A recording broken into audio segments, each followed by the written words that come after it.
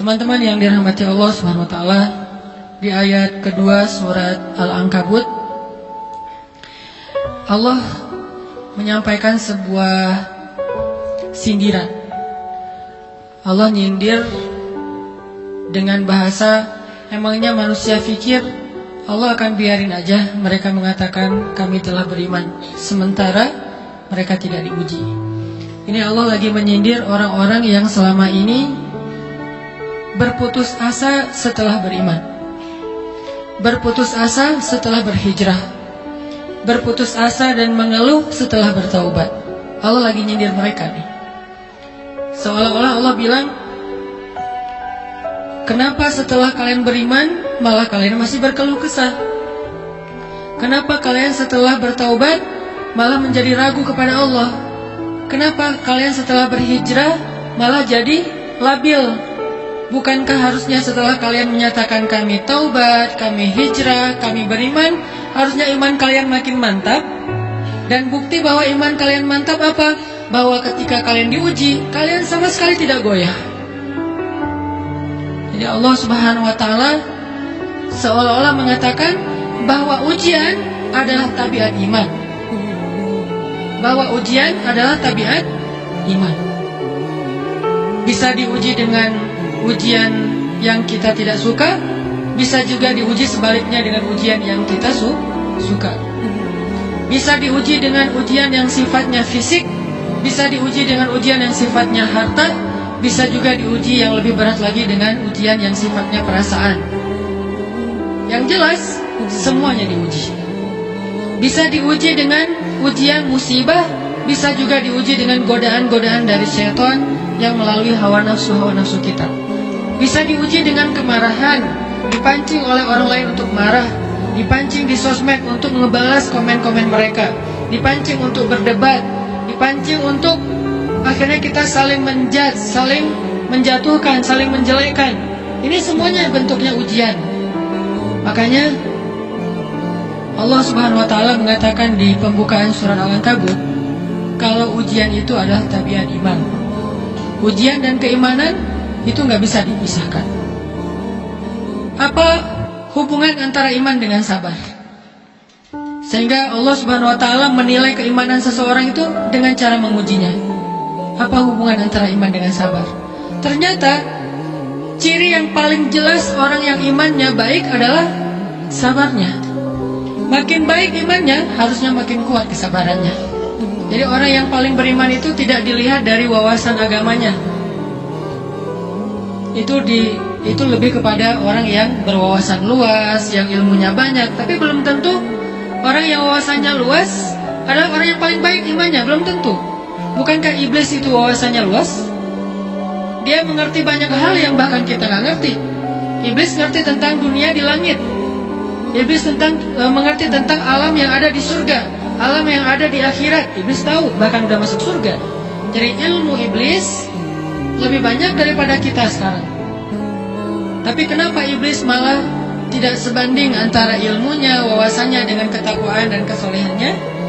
Karena iblis tidak sabar dengan sebuah ujian. Ujian iblis apa? Eksis. Itu ujiannya iblis. Dia udah lama eksis, followersnya banyak. Setiap dia posting, orang berlomba-lomba jadi first like. Setiap dia posting, di repost rame-rame. Di YouTube viral. Channelnya tuh paling banyak subscribersnya. Iblis.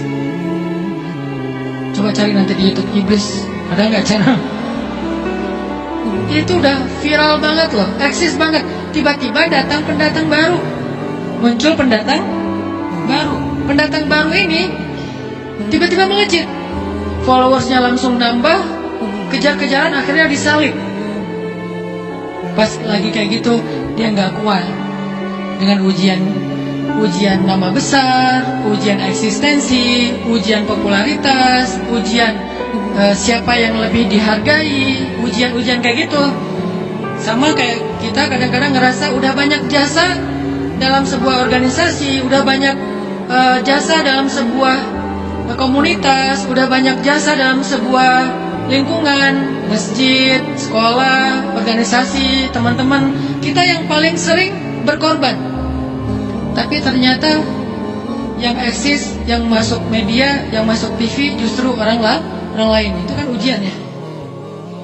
Nah ini nih yang kadang-kadang ujian namanya zulzilu, diguncang perasaannya.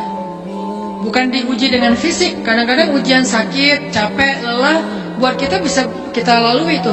Dalam sebuah organisasi nih, kita lagi bikin kegiatan sosial, baksos di sekolah, dengan OSIS-nya, dengan ROHIS-nya, di kampus, dengan BEM-nya, dengan LDK-nya. Kita bikin acara baksos. Kan effortnya lumayan ya. Kita begadang untuk meeting, kita survei lapangan, kita kerja, malah tidur sehari cuma 1,5 jam, 2 jam. Fisik kita lelah, fisik kita capek, kadang sampai sakit, sampai dirawat di rumah sakit gara-gara kena misalnya tipes gitu, gara-gara kita habis-habisan bekerja. Itu buat kita nggak masalah. Ujian fisik kita lalui. Dan besok mau ngadain lagi, kita yang paling semangat dan aktif. Nggak masalah capek juga. Nggak masalah juga kita lelah. Nggak masalah kurang tidur. Nggak masalah berjalan jauh. Nggak masalah. Satu, ujian harta. Kita yang justru nombokin. Kita yang nalangin dulu ke modal-modal untuk kegiatan-kegiatan tersebut. Kalau ternyata nggak tercover dananya, akhirnya nggak bisa dibalikin talangan kita, nggak apa-apa, kita ikhlas. Kita berkorban dengan harta kita. Butuh apa? Saya bayarin. Butuh apa? Kita lewatin ujian harta. Tapi begitu ujian perasaan, kita udah capek, lelah, kurang tidur, nombokin, nalangin, habis-habisan. Ternyata teman kita yang jadi ketua panitia ada, kadang cuma masa itu doang. Atau dia yang jadi PR-nya. Yang namanya PR ketika diliput oleh media kan dia yang muncul mukanya kan. Akhirnya diundang oleh misalnya hitam putih lah atau apalah, kok dia yang muncul di sana? Atau diundang berdua, tapi sampai di sana dia yang banyak ngomong, kita diam aja. Pulang-pulang pundung. Begitu besok mau ngadain lagi, udah nggak mau terlibat. Live group. Kenapa itu terjadi? Ujian zulzilu, perasaan. Itu yang dialamin oleh iblis. Iblis rela banget disuruh beribadah, sujud beribu-ribu tahun, kuat iblis. Kalau kita mungkin jidatnya hitam, kalau iblis mungkin udah kepala-kepalanya hitam, saking rajinnya sujud. Wah, ibadahnya udah ribuan tahun. Iblis disuruh berkorban dengan harta yang dia miliki, dia kasih aja semuanya. Tapi kalau disuruh, dia ngalah dari Adam untuk memimpin alamin, menjadi khalifatullahi fil ard, menjadi pemimpin, wakilnya Allah di muka bumi. Buat iblis ini berat. Kenapa dia? Ana khairum min, saya lebih baik daripada dia. Saya lebih senior daripada dia. Saya lebih sehat daripada dia. Saya lebih keren daripada dia. Saya lebih. Ujian emosional, ujian ego, ujian perasaan. Itu yang lebih berat buat kita. Kadang sakit dan dirugiin orang lain, teman segala macam, kita masih oke lah. Selama ini asal kita ngumpul selalu gue yang bayarin, oke deh, gak usah dibahas. Baru dibahas nanti pas sakit hati. Kalau belum sakit hati kan gak dibahas kan. Gak apa-apa deh, kita terus yang bayarin, kita traktirin ngopi apa segala macam. Gak pernah dibahas. Kebersit sih di benak kita, cuma gak mau dibahas. Kenapa? Udahlah biarin aja, easy going. Kemudian kayak kita yang capek harus rempong sana kemari segala macam, selalu acaranya di rumah kita. Akhirnya kita yang bayarin, kita yang rempong, nyiapin segala macam, bebersih sendiri.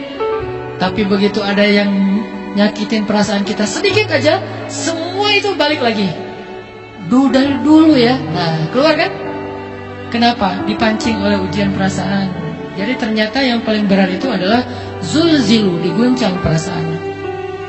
Kita kadang-kadang habis-habisan buat seseorang, nggak masalah. Hujan-hujanan dia yang pakai jas hujan, kita nggak pakai apa-apa, nggak apa-apa. Sakit-sakitan juga, dikerok dan segala macam, biarin aja. Kalau perlu misalnya kalau bannya lagi kempes, dia naik Grab, kita dorong-dorong motor terus cari tempat segala macam sampai tengah malam, nggak apa-apa deh buat dia.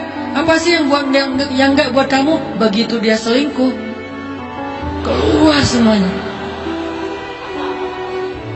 Mulai list report keuangan. Wah dulu sekian, sampai uang receh-receh juga dihitung kan ya. Kenapa bisa kayak gitu? Perasaan kan? Nah ini nih yang kita coba belajar. Mungkin malam ini kita lebih banyak membahas tentang sabar terhadap ujian perasaan. Karena banyak macam-macam ujian Nah, gimana kita memanage perasaan kita, gimana cara kita merecovery perasaan kita dengan bab sabar.